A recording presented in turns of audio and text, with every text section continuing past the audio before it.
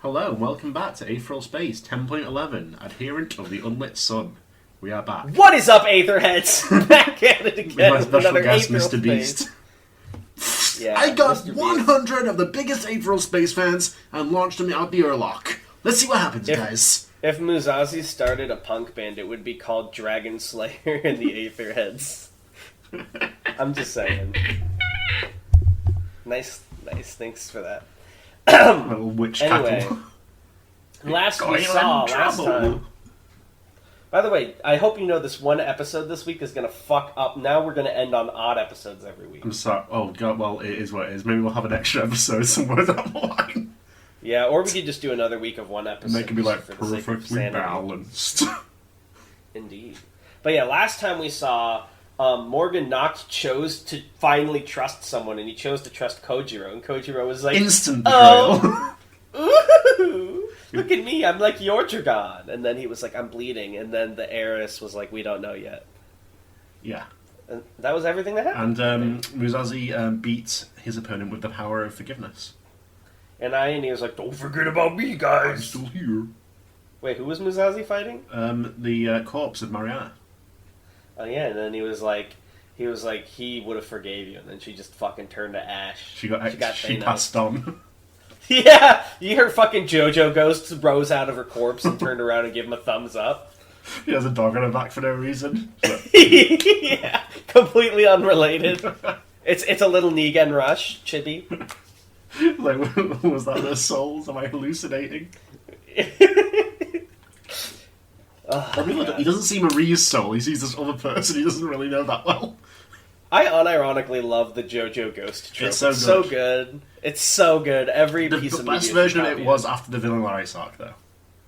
Yeah, Because it's like such a absolutely. struggle to beat Vanilla Ice, and it's like they come out and like... Also, it helps that, like, in every other JoJo Ghost scene, people are like, oh, did I see something? But Polnareff's like, Abdul He Iggy! says though, afterwards he's like, was I hallucinating? Yeah, but he had his moment first. Like, William and Jonah has a whole fucking conversation. Oh yeah, he's like, tell me how to beat him or whatever. Oh lord. I don't know Anyway, if that we counts were reading because this, Bruno was a right? ghost for a while. Okay. Alright, we have to read... We're 3 minutes in now. It's part of JoJo's Bizarre Adventure, random parts. Yeah, watch JoJo's. Anyway, Morgan Noct gasped for breath as he lay on the floor, a pool of blood slowly spreading out below him. He could feel the warmth of it soaking into his clothes, matching the burning agony of the wound through his body. It was all he could do just to keep breathing. And yet each breath was bringing more and more pain. Jeez, Balte, he heard Gretchen say. You didn't have to do him like that. I'm glad that the slang from 2020 is carried over into the All infinite things future. that have happened before will happen again. It was the most effective way of doing it. How are things going with the corpse? Is it done? Morgan moved his head to look up, to get as much of a view of the situation as he could. He saw Gretchen, sitting back down on that wooden couch, holding a script up. Behind her, Aenir Yggdrasil just continued to stand impassively. Of course, Morgan thought bitterly. Balte probably told him not to interfere before we even got here. He couldn't believe how stupid he had been. Just because Gretchen was involved in all this didn't mean Balte wasn't. From the look of things, she was acting on his orders. She'd been the obvious culprit, diverting his attention, while Balte made preparations elsewhere. Had they arranged that after Morgan had first confronted Balte in the corridor? Morgan still didn't understand why exactly Balte had killed the false heir, if this whole thing was his plan, but he couldn't ignore the evidence pouring out of him. Gretchen was talking. He killed it just a minute or so ago. I was surprised, you know? She was kicking his ass, then he said something, and she just fell down. He got some kind of killing ability through words or something? No, Balte said quietly, but it would have been impossible for anyone else. That corpse was stronger than she herself was in life. Gretchen nodded down towards Morgan. Guy's still alive, you know. Shit! Morgan gasped in pain as he felt Balte press a boot down on his wounded back, forcing him against the floor. From this position, he couldn't exactly see, but he had no doubt that Balte was holding that toxic sword up high, ready to finish him off. This is going to be where it's like that scene in Mob Psycho where he goes to put his boot down on Morgan, but Musashi's like crouched over the body instead of doing anything else. He needn't have bothered, even without the bleeding. Morgan could feel the poisonous muzang infecting him, draining him of energy and scrambling his senses. Distinct nausea was crawling up out of his throat. Even so, though, the expected coup de grace never came. Instead, he heard metal hiss as Balte sheathed his sword once more. He'll fight harder if he thinks he can help someone, Balte said seriously. Keep Noct alive until he shows up. Is he on his way? Should have had the same bright idea as this one, Gretchen nodded. What should I tell him? The pressure of Balte's boot was lifted from Morgan's back. The truth. I'll be waiting for him in my quarters. If things get too rough here, have Ionir Yggdrasil cover your retreat. He'll pursue me, not you. Roger, roger. With that, Morgan heard Balte's footsteps. Yeah. Balte's footsteps. Footsteps quickly growing quieter as the commander of the Seven Blades left the room. Gritting his teeth, Morgan mustered all the strength he had left and spat through his pain.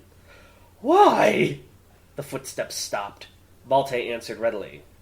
You know about Gretchen's involvement with the Kingmakers. It'd be bad for me if you were to keep living. It isn't anything personal, if that's any consolation. I like you well enough.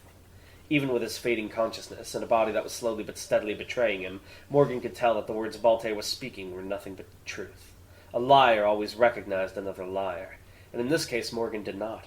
It really wasn't anything personal, as if that would console a dying man. You killed Gustavo too, didn't you? Morgan groaned, trying in vain to drag himself across the floor. He figured it out. No. Balte's voice was firm. I killed Gustavo because I needed the spare spot. Nothing more.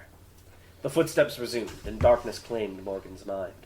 The last thing he saw was Ionir Yggdrasil off on the other side of the room, slowly cocking his head. Oh, yeah. Aklama clutched her hands to her chest, backing up rapidly as Balte approached. The person she thought of as one of her primary protectors was unrecognizable. The assuring gaze he'd always offered her now seemed glossy and false, like the eyes of a painting. He looked down at her. It wasn't that she saw a spark of malice in his eyes, or anything like that. No, quite the opposite. There was no spark in his eyes. Just an utter absence, like whatever had once been there had shriveled and died long ago. How could she have not seen that before? This is supporting my theory that I will not state till the end of the chapter, but remind me to state it. Supreme Heir, Balte said calmly, extending an arm down to her. If you'd accompany me? Aklima looked down at the hand like it was some kind of explosive. What are you doing? She whispered, horror tinting her tone. What have you done? Balte sighed. This must be very confusing for you, he said. But please, rest assured. Everything I am doing now, and have done until now, has been for your sake. I'm not your enemy, dear girl. She looked down at Morgan Noct, laying face down on the floor, a puddle of blood spreading out around him. You killed him! She hissed, shaking. The calm certainty in Balte's voice didn't change in the slightest. Right now, the Seven Blades are most heavily connected to Paradise Karen, the second contender, he explained patiently. But Mr. Noct has strong ties to the fourth contender, Wu Ming. If he lived, he could have passed along information regarding our activities here. I just couldn't risk it. Do you understand? Gretchen, calling out from behind Balte, seemed less reasonable. Just knock her out, she cried. It'll be easier, you know? Balte sighed heavily, taking off his hat with one hand and scratching his hair with the other. For a good long moment he was silent, and Aklima feared that he'd suddenly lash out and follow Gretchen's advice. Finally, though, he spoke. When all is said and done, he said soothingly, and I've explained everything, you will understand why it was necessary. I dare say you'll even agree with me. Until then, can you please just be quiet and do as I say? A protest almost rose to Aklima's lips, but before she could speak, a green glow shone into her eyes. She squinted. The illumination from the lights above had reflected off of Balte's Leviathan and right into her face. She had no idea if that had been intentional or not, but a single glance at that emerald blade was enough to shut her up. She'd seen what it could do. A strong person would have told Balte to shut it. A strong person would have forced her way past him. A strong person would have helped the person on the ground. Aklima turned, and allowed Balte to lead her away, silently weeping as they left the room. I really am the worst. The area of space that the Child Garden was passing through was the site of one of the final battles of the war against the Great Chain, a mercantile government that had once controlled much of the galaxy's commerce. To call it a war may be too generous, what with the numerous betrayals of greedy corporate allies and the brutality of the Supremacy's forces. It really didn't last too long at all. All that remained of that great nation now were debris fields like this, and those that called themselves the Lesser Chain, officials who had fled to the UAP. The Child Garden drifted past torn-open cruisers and blasted chunks of fighters, pieces of scrap and metal bouncing off its hull. The exterior cameras were deactivated. This was not because of the disruption field. It was because of the small ship approaching. The vessel was jet black and sleek, barely the size of a car, yet still big enough for the child garden's secondary sensors to pick up. They did not do so. This was, again, not because of the disruption field. It was because the pilot of this craft did not want to be seen. As it approached the child garden, the hangar doors opened to allow it entrance, as though it were an honored guest. I think it should be an honored guest. You're right. You figured it out. Here, have one Aether point. Ding! I'm going to spend this on an upgrade right away. Imagine you wake up in Aetheral Space World and it says the system will now activate. Oh, fuck. You are level 1. Your Aether core is protagonism. Fuck off. You have been reincarnated do you think that's into shitty rats. By the way, rats have the god ability. Do you think there's an Aether ability that works like a fucking manhwa system? Absolutely. And someone puts in points to level There themselves absolutely up? is. I've actually... the character does already exist in the universe, we just haven't met them yet. Yes! I knew it! We'll not meet them for a while. Fine. Would you like to activate auto battle? Fuck off. Yet these measures did not seem to activate as the ship made its landing. The automatic guards, stationed at the hangar, bulky models with bodies like refrigerators, went limp and deactivated as the doors to the small ship slid open. The occupant made their way out, their stride unbreaking, their destination clear. Someone has come for you. Hans Allier opened his eyes, an easy grin slipping over his face. His ability had sensed something. Some freak of the hull, maybe, or a distant thump of a ship landing. Enough to tell him now how things would play out. Finally, he'd been waiting for ages. To begin with, it was bullshit that Gretchen Hale hadn't just broken him out in the first place. He'd gone out of his way to test the fusion tools for her, sacrificed his best buddy Victor Yoon, and this was how she repaid him? Unbelievable.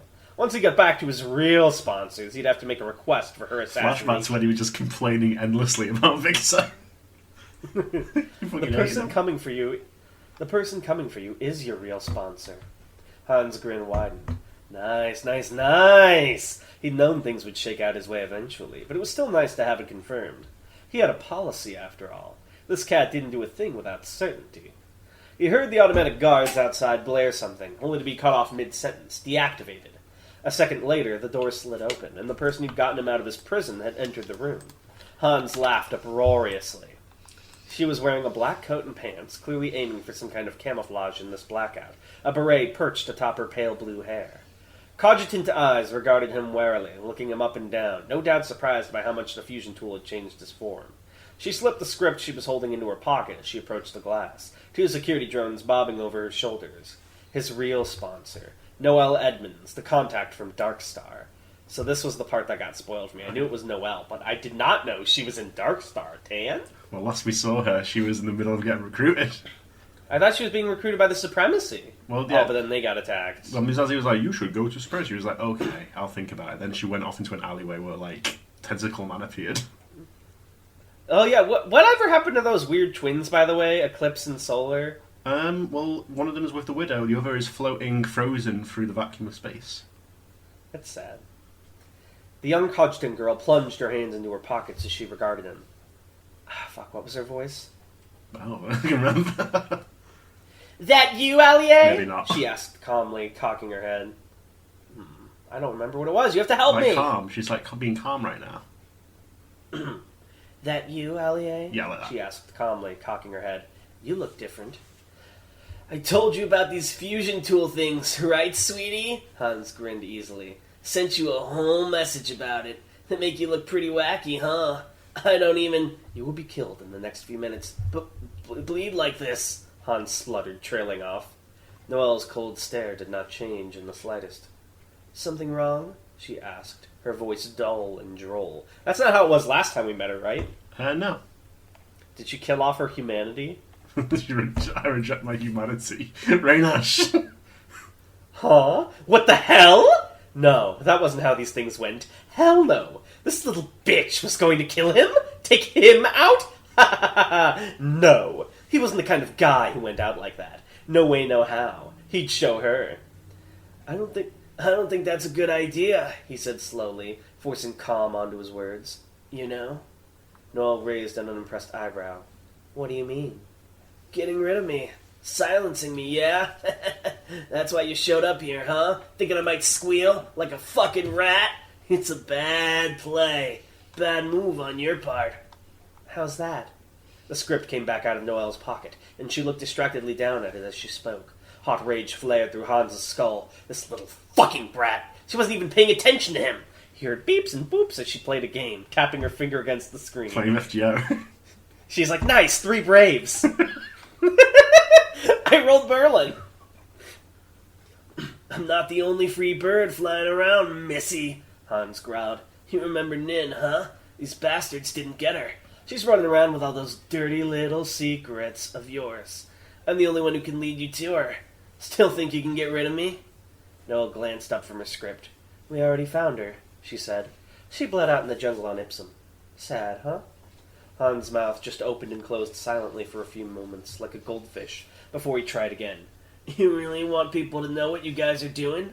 You kill me now in a secure facility, you're pretty much saying that Darkstar's behind all this. I'm guessing your bosses want you to keep this quiet, right? Well, baby, you kill me, it's gonna be loud. Noelle yawned. Gross, she said. But it doesn't matter. They killed the terminal already, so they'll know it was us. Smith doesn't really mind. This was a long shot anyway. Hans swallowed.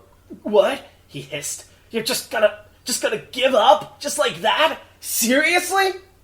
Seriously, Noelle sighed, putting her script away. Anyway, if that's all you've got, then... No! Hans cried, his voice bouncing off the walls as he strained against his restraints. No, no, no, you can't! You need me for what's coming! Noelle said nothing. There is something coming, ain't there? Hans pressed on. Darkstar's been busy. Busier than usual. I've done my research. Had stuff on Nocturnus, the murders, and now this little try for the Supreme Heir. You guys are gearing up for something, and it's gonna happen soon, right? Noelle glanced away. Darkstar awaits the return of its king, she murmured. She doesn't really think that, his power told him. Good, good, leverage. The information was flowing again. He could do this. Yes! Yes! Hans shouted, spittle flying from his lips. And a king needs soldiers! He needs powerful soldiers. People who can advise him, right? My ability? There's nothing better than that! Hey, you forgot to capitalize theirs. It's because he forgot to capitalize it. He was so panicked. This king, he'll want me! Just think! His power told him the thing he'd most wanted to hear. Noelle Edmonds will not kill you. A delirious grin returned to his face as he panted for breath. There is someone else behind you. The grin didn't even have time to fall. He turned his head as much as his restraints would allow him, horror crackling in his throat. The heat of terror lingered against his eyeballs. Behind him, something was bleeding through the wall, overriding it like the chamber had been an illusion all along. A mass of writhing, dark tentacles, framing the gargantuan head of an old man, the face stretched into an exaggeratedly kind smile. It chuckled, its voice disconcertedly ordinary. Hans gaped. Against this, even he was robbed of words. Don't play around, Smith, he heard Noelle say. Just do it. The massive head, Smith, chuckled. Despite his bizarre size and obvious inhumanity, he had an unsettling grandfatherly quality to him. Hans found that he was shaking violently. What the hell was this? Was it even a person? I used to imagine Smith as being like, ha ha ha, boyo. Exactly. His power dutifully answered him. Not human, it said. Never human. Wait! Hans shouted. He never said anything else. In an instant, those black tendrils had seized him, tearing him free of his restraints and crushing the remains of his limbs in their cruel embrace. He was pulled into the old man's open mouth, beyond which lay only a black void, and he screamed and screamed. As he was submerged in the void, he could feel his flesh melting, feel everything that was him becoming part of something else, and even through the agony, his ability was still reassuring him that he would not die. He would not die, that he was right, that Darkstar still had need of him. He would continue to live, but in another format, an intolerable format. Hans Allier started screaming and never really stopped. Popcorn. It took him as he had seen better days. His clothes were in ruins, his body covered in wounds, and exhaustion swam behind his eyes. Even with all that, though, the sword held in his hands didn't so much as shake. Luminescence's dominance was immutable. He took in the sight before him, Morgan Knox lying face down in a puddle of his own blood, Gretchen Hale lounging on a sofa of twisted branches, making no move to help, Iona Yggdrasil standing by, his roots spreading out and covering the walls. It wasn't difficult to work out what happened here, but it was only right to seek confirmation. What is this? He asked, a voice low. Gretchen looked up at him, a smirk playing across her lips. The warmth of which had greeted him aboard the child garden had disappeared entirely, replaced by something malicious and mocking. It should have stung, but it really didn't. The toy Musashi had already grown used to betrayal. No! Remember Marie, a toy? She didn't betray you. Kojiro wants to talk to you, she said, scratching at her. Can you head over to his room? Thanks. Musashi took a step forward, pointing his sword at Morgan's prone body. I said, he hissed dangerously. What is this? Gretchen's smirk disappeared. These things happen, you know. It's a supremacy, man. You gotta expect this kind of stuff. It's survival of the fittest. He was stupid, so he got tricked. Stand up, Musashi demanded, glaring down at her. Gretchen rolled her eyes. I don't want to stand up, she said, getting comfortable. Fight me, she yawned. I don't want to fight you. Musashi took another step forward, luminescence clutched in a combat stance, his teeth pressing together so hard it felt as though they'd explode out of his mouth. Your desires are irrelevant, he snarled. The moment you betrayed a comrade, you made yourself my enemy. A shift in the air. The smirk returned to Gretchen's face, and as she shifted in her seat, Musashi saw that she was clutching something behind her back. A golden crossbow. An Aether armament. Around you, warned Nigenrush. What? Does he sound evil? No, he's like ghostly. Oh, he's just supposed to be like... I thought he was like the devil on his shoulder. Musashi leapt back, and it was a good thing he did, for 6 arrows immediately speared into the spot he'd just been standing. They were the same as the ones that had attacked him in the bathroom, long and golden as the crossbow that had fired them, and each had come from a different direction. Gretchen must have fired them before he'd even entered, and had them waiting on standby. Sorry, guy, Gretchen cracked her neck, sitting up. Playing first for chumps. You can't really blame me, you know? No, I can't, Musashi snorted, his gaze fixed on the arrows as they pulled themselves out of the floor and reoriented themselves to face him again. But I can still punish you for it. Oh, Gretchen grinned. He's got jokes. God's pursuit. The arrows came from him in a hail, points gleaming in the light. Musashi blasted upwards with his thrusters, deflecting the arrows with his sword as they struck again and again and again. As he came back down, he accelerated, aiming right for Gretchen. Luminescence raised high above his head. The arrows were right behind him, but he was just slightly faster. Gretchen just held her free arm up. Aegis Imperius, she said, burning aether crawling over her arm. And a moment later, the limb was encased in a black metal bracer, like something stripped from plate armour. Another aether armament. Musashi's strike was deflected, not by the bracer, but instead the space in front of it, as if there was an invisible barrier there. He blasted off to the side, arrows still pursuing him as he escaped from Gretchen's melee range. No matter how many tricks you think you've got, Gretchen called after him, I've got more. Let me show you. Luminescence. Before Musashi could even register what she'd said, the light in his blade died, turning it grey and cold. Then the pain began. A high-pitched screeching, intolerable even through his aether, raging out from his rapidly vibrating blade. Despite his best efforts, it was not something Musashi could endure. He found himself falling to the ground, thrusters sputtering out as he rolled into an undignified heap. The screaming sword still clutched in his hand. Toss it away, he urged himself. Quickly, get rid of it! But no, he could never do that. He could never do that to Luminescence. Gretchen finally stood up from the couch, looking victorious. Well, this isn't exactly how Balte wanted you to go out, but he'll just have to deal with it, I guess. You really thought I wouldn't leave a failsafe in that sword I gave you? You're a little too trusting, you know? Shaking Musashi tried to pick himself up, but no, the screech was too much. It was like something was eating its way into his brain. He fell back to the ground, wheezing. The arrows were upon him. Well, Gretchen clapped her hands together. See ya! Musashi heard the arrows hit, but he felt no pain, no matter how long he waited. Confused, he looked up from the floor. Even when he did, though, he didn't quite understand what he was seeing. Iona Yggdrasil was standing above him, facing Gretchen, one thick arm held off to the side.